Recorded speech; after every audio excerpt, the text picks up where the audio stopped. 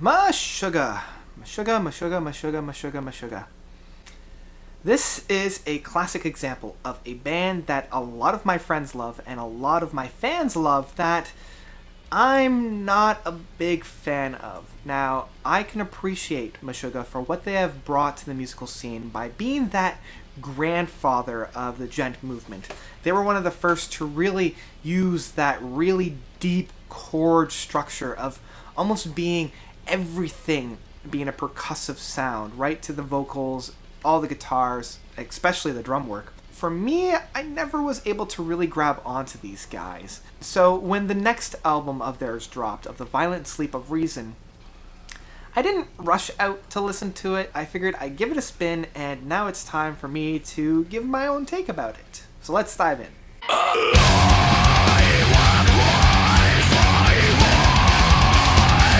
The Violent Sleep of Reason by Meshuggah. So as I said at the beginning, Meshuggah has been that grandfather of Djent.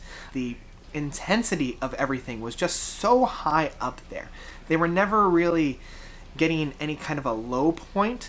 Starting off in 1991, they just exploded, and a lot of people just gravitated towards this. I find them a little too heavy-hitting. This is kind of where I draw the line. I did get into their 2008 album of Obscene. I dug a lot of those tracks, but for me, I need my metal and this type of music to have some ebb and flow within their music, and I find Meshuggah is always up here all the time within their tracks. They'll have a track here and there that is a little bit more on the mellow side, but overall, they're always just right up at 11. Coming into The Violent Sleep of Reason, it took me a number of listens to kind of get past that. And I have read a number of reviews, some that love this, some that don't.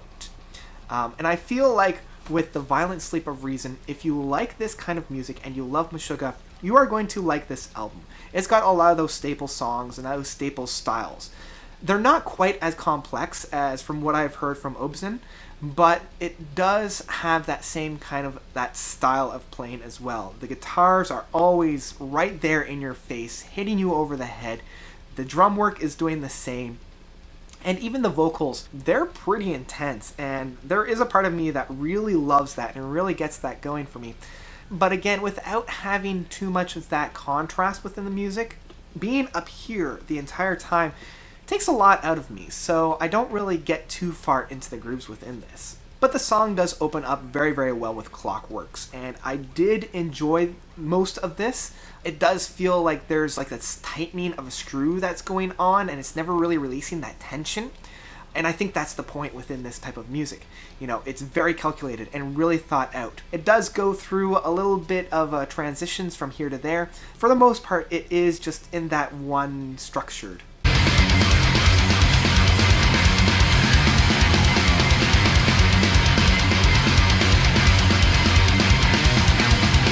And within some of the guitar work within this, I do like how they are able to play a lot of these solos. The guitars almost sound out of tune, and I know that's kind of Meshuggah's thing, but I love how it works in the end. There is a point within the second song of Born in Dissonance. There's this guitar work that's in about the third quarter of the song that's really, really juicy and really great. It's just like this one note that just hangs there. And like that metaphor that I used within that first song, it sounds like the screw is being tightened and tightened and tightened, and there's no release towards that. Coming into like that beginning part of the album like this, it sets the stage really well for just this gnarly sound. And a great example of this is also in the fourth track of By the Ton. Just how all the different notes sound like they're not quite right, within the context of the album itself, they work. Like, I mean, this is a really dark and a really guttural album, so having this be in there, it's just really playing with your head. It's a real mind screw. The more I'm listening to it, the more I'm just starting to question my own sanity within this.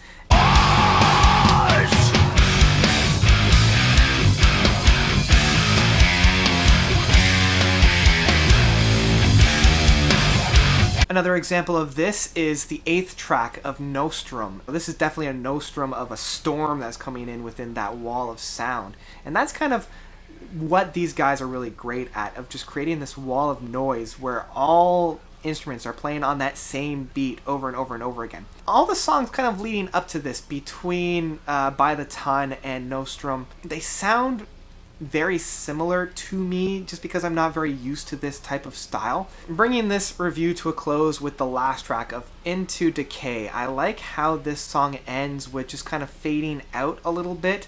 It does end on probably the album's more mellow point of the album, and I like that play out. I like how they decided, instead of just throwing everything back on the wall and just hitting you over the head with a 2x4, they decided let's end things on a more somber note in comparison with the rest of the album.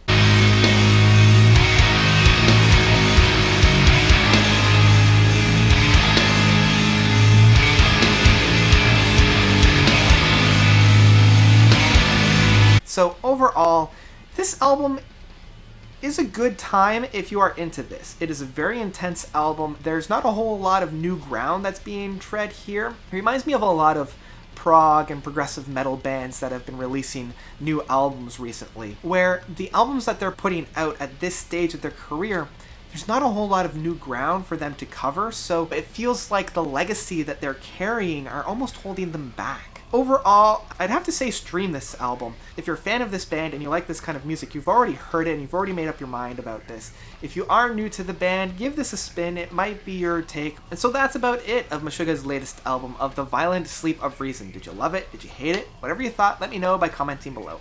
And thank you guys so much for watching. This was an interesting one for me to review. And until next time, notes out.